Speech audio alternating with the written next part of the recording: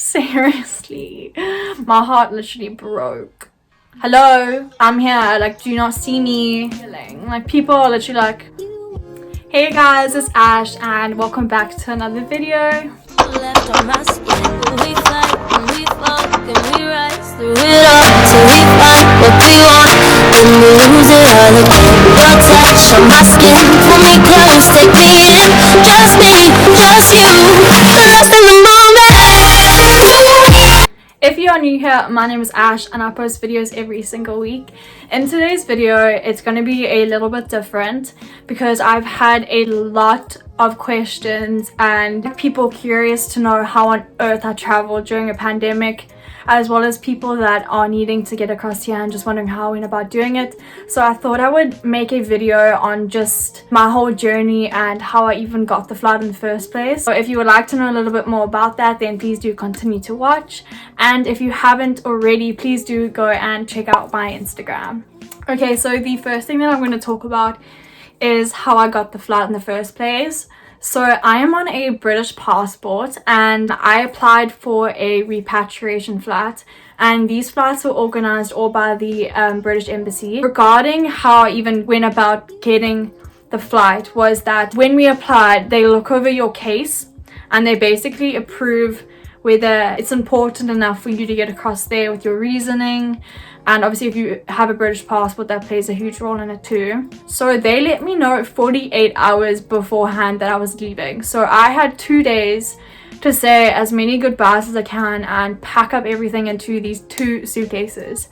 So that was absolutely crazy. It just all happened so fast, which is why it was so overwhelming. That's basically how that happened. And because I'm over 18, I didn't need any hectic form of documentation and all of that stuff. All the like helpers or the workers that were there to help guide us through everything were all from England here, and they were super nice and super helpful and just put my mind at ease because I was obviously traveling all alone. Because there was no domestic flights, I had to get a bus from Durban to Johannesburg, and throughout that whole entire bus trip we had to wear a mask, as well as having the seat next to us free. So we each got 2 seats, so it wasn't as packed. Because I was so emotionally exhausted of leaving absolutely everything I've ever known behind, I just passed out. And I'd also been taking a lot of like anxiety stuff, so it just knocked me out completely. So the bus journey wasn't too bad in itself. However, I think this was the time where I felt like really alone, and I was like really second guessing what I'm doing. I was like, oh my goodness, like what am I doing to get me off? But the whole thing was organized so well. We had police escorts in front and behind the buses. There were 6 buses in total, and I was on bus number 3. So this police escort really helped to get us going faster, and obviously helped with getting stopped by police in the borders, because the police were the ones escorting us, obviously. But once those 8 hours were done, we arrived at the hotel because our plane was only the next day. So I had to check in by a hotel all by myself, and it was freezing when we got there, and we had to wait in this huge line because they wanted to try get people in at different times so we weren't all together in the lobby at the same time. By the time I got in, I'd been waiting in that line for an hour. I was freezing and I was hungry, and the food, there was only 2 food options. So there was a beef burger and a vegetarian pasta, and because I'm vegetarian, I got the vegetarian pasta. And I'm not fussy, like I promise you I'm not fussy, but I really don't like mushrooms. And this food came because obviously we weren't allowed to go to any cafeteria to be like, they didn't want us to be bunched because of the coronavirus, of course. So they brought this food and I'm so excited. Like I've run to the door and I can open it. I promise you this pasta was more mushrooms with the side of pasta because, oh my gosh, I was so hungry, guys, and I've never in my life been so disappointed. Like actually there's greater problems in this world, my girl. Like mushrooms is not gonna end your life, you know what I mean? Seriously, my heart literally broke. But anyways, oh my goodness, I'm so dramatic. Then I woke up and put these bags, these two suitcases back on the bus all by myself. This is 50 kgs worth of luggage that my little arms are doing all by myself. Oh my goodness. So Go Ash. And when I got to the airport, once getting on the bus from the hotel, I had to once again take these bags out of the bus, put these bags on the weighing thing where like they give you your tickets and stuff, and I'm just there struggling. Like people are literally like, and no one's offering to help me. Oh, so embarrassing. But hey, I did it. So once that was done, we went and sat for like 3 hours, I think our wait was. And that was really hard because obviously like emotionally I was like, this is when I'm leaving South Africa. Like I'm leaving my country and I'm not sure when I'm going to come back here again. So those 3 hours were really hard and there was absolutely nothing open. The airport was a ghost town, like a complete ghost town. There was nothing open. So they opened up like a little tuck shop, literally picture a little tuck shop with a tablecloth on it. And thank goodness I got food because unfortunately in the plane ride, there was no hot meals provided. So they gave us like half a sandwich and I think a biscuit and then tea and water during the whole flight. So that was really hard. So I'm so glad that I was able to get food. Well, not get food before and then bring that food on. I just got pretzels and Pringles, I think. So it wasn't like a substantial meal, but thank goodness I had food. Like some people didn't bring. And guys, let me tell you about my flight. I had, to the right of me, behind me, this crying baby. Listen, this is the voice note I sent before I took off.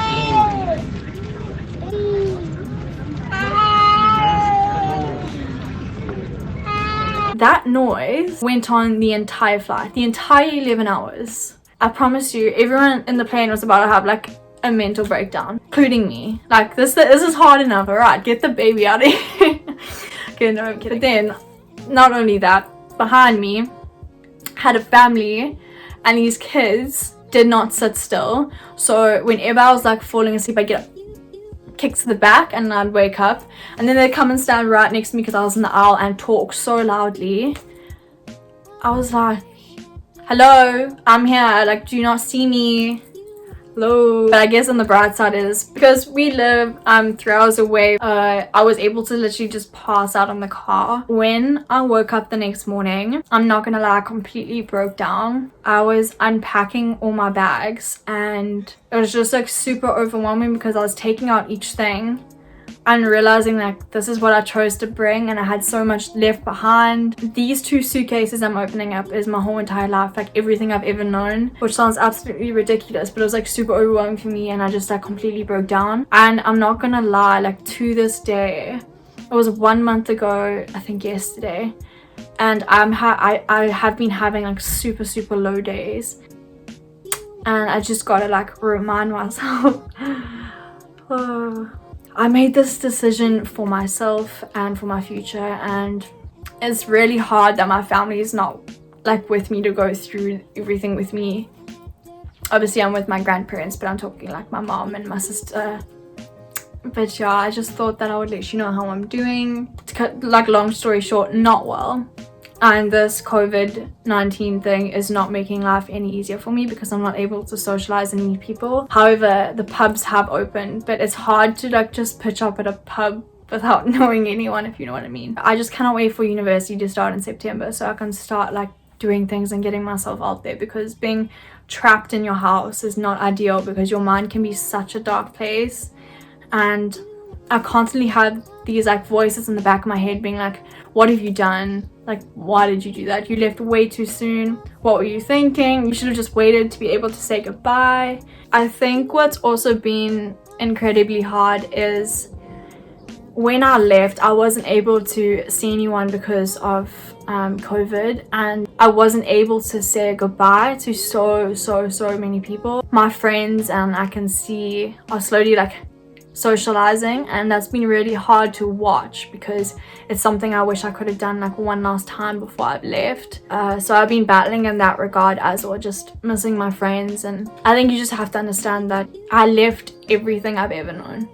Like 19 years of my life I spent there in South Africa, in Durban, with those people, with my family. To just like walk away with that and do that by myself has been incredibly hard, which I'm sure you guys can understand. But that's mentally where I'm at right now. But I know I'm just taking things day by day. So to all of those people who have been asking me about this and the people that I haven't yet been able to respond to, I hope this video helps you in any way with your questions on my journey as well as how I got the flat in the first place. I'm so sorry I haven't been able to reply, but things have just been so like overwhelmingly crazy, and it's just been a very emotional time for me. So if you have watched this far, thank you guys so much for watching, and if you enjoyed this video, please don't forget to like and subscribe if you haven't already, and I'll see you guys next Monday. See you soon. Bye.